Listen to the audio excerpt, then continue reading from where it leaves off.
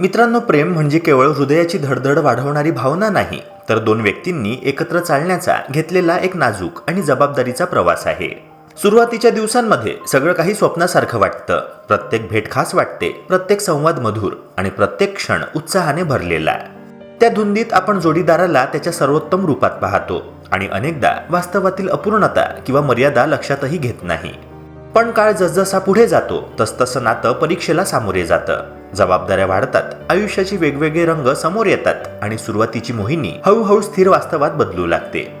इथेच नातं टिकवण्यासाठी केवळ प्रेम नव्हे, तर समजूतदारपणा, संयम आणि सातत्यपूर्ण प्रयत्नांची गरज भासते. प्रेमाच्या सुरुवातीला अपेक्षा कमी आणि स्वीकार जास्त असतो, पण नातं घट्ट होत गेलं की अपेक्षांचं ओझं नकळत वाढू लागतं. जोडीदाराने अधिक वेळ द्यावा, अधिक समजून घ्यावं, आपल्या भावना न सांगताही ओळखाव्या, अशा अनेक सूक्ष्म अपेक्षा मनात तयार होतात. मात्र प्रत्येक व्यक्तीचं वास्तव हे वेगळं असतं. त्याचे स्वतःचे संघर्ष, कामाची जबाबदारी आणि वैयक्तिक मर्यादा असतात. जेव्हा अपेक्षा आणि वास्तव यांच्यातील अंतर वाढतं तेव्हा निराशा निर्माण होते. ही निराशा जर वेळेत समजून घेतली नाही तर ती रागात बदलते आणि पुढे जाऊन वादाचं रूप धारण करते. म्हणूनच अपेक्षा ठेवताना त्या वास्तवाशी सुसंगत आहेत का ह्याचा विचार करणे आवश्यक ठरते. मित्रांनो, संवादाचा अभाव हा नात्याला आतून पोखरणारा एक मोठा घटक आहे. अनेकदा लोकांना वाटतं की समोरच्याने आपलं मन ओळखावं, आपल्या भावना न सांगताही समजाव्या. पण न सांगितलेल्या भावना आणि अपूर्ण राहिलेल्या अपेक्षा हळूहळू मनात साचत जातात. या साचलेल्या भावना एक दिवस कटू शब्दांमध्ये किंवा अनपेक्षित वादांमध्ये बाहेर पडतात. स्पष्ट, प्रामाणिक आणि शांत संवाद नसल्यास गैरसमज निर्माण होतात आणि विश्वास कमी होतो. मित्रांनो, संवाद म्हणजे केवळ बोलणं नाही, तर ऐकणंही तितकंच महत्त्वाचं आहे. समोरच्याची भूमिका समजून घेणं, त्याच्या भावनांना मान्यता देणं आणि त्याच्यासोबत उपाय शोधणं हे नात्याला बळकट करतं. आजच्या धकाधकीच्या जीवनशैलीत वेळेचा अभाव ही एक आणखी मोठी समस्या ठरते. कामाचा व्याप, करिअरची स्पर्धा, आर्थिक जबाबदाऱ्या आणि सामाजिक बांधिलकी ह्यामुळे जोडीदाराला पुरेसा वेळ देणं कठीण होतं.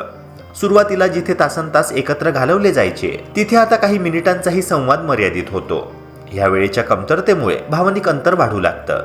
आणि मित्रांनो, जेव्हा एकत्र वेळ घालवण्याचे क्षण कमी होतात तेव्हा नात्यातील जवळीकही कमी होऊ लागते. म्हणूनच नातं जपण्यासाठी जाणीवपूर्वक वेळ काढणं, छोट्या गोष्टींमधून आनंद शोधणं आणि एकत्रित क्षणांना प्राधान्य देणं आवश्यक असतं. व्यक्ती वेळेनुसार बदलते, तिचे विचार, ध्येय, प्राधान्यक्रम आणि स्वभाव देखील बदलतो. सुरुवातीला ज्या गोष्टी समान वाटत होत्या त्या नंतर वेगळ्या वाटू शकतात.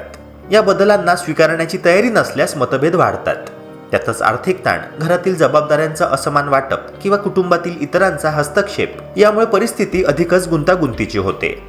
पैशांबाबतचे मतभेद, निर्णय प्रक्रियेत एकमेकांना सामावून न घेणं किंवा कुटुंबियांच्या अपेक्षा यामुळे नात्यामध्ये तणाव वाढू शकतो. अशा वेळी दोघांनीही एकमेकांच्या दृष्टिकोनाचा आदर करणे आणि एकत्रितपणे तोडगा काढणे महत्त्वाचे ठरते.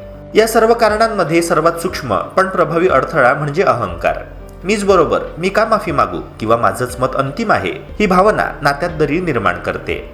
प्रेमात जिंकणं किंवा हारणं नसतं, तिथे परस्पर समज आणि सहकार्य महत्त्वाचं असतं. जेव्हा दोघेही स्वतःच्या अहंकारापेक्षा नात्याला महत्त्व देतात तेव्हा वाद आपोआप कमी होतात. नातं टिकवण्यासाठी मी पेक्षा आपण ह्या भावनेला स्थान देणं आवश्यक असतं. प्रेम फुलतं तेव्हा जेव्हा दोघंही एकमेकांना समजून घेण्याचा आणि स्वीकारण्याचा प्रयत्न करतात. कारण शेवटी प्रेम म्हणजे केवळ भावना नव्हे, तर दररोज नव्याने केलेली निवड असते.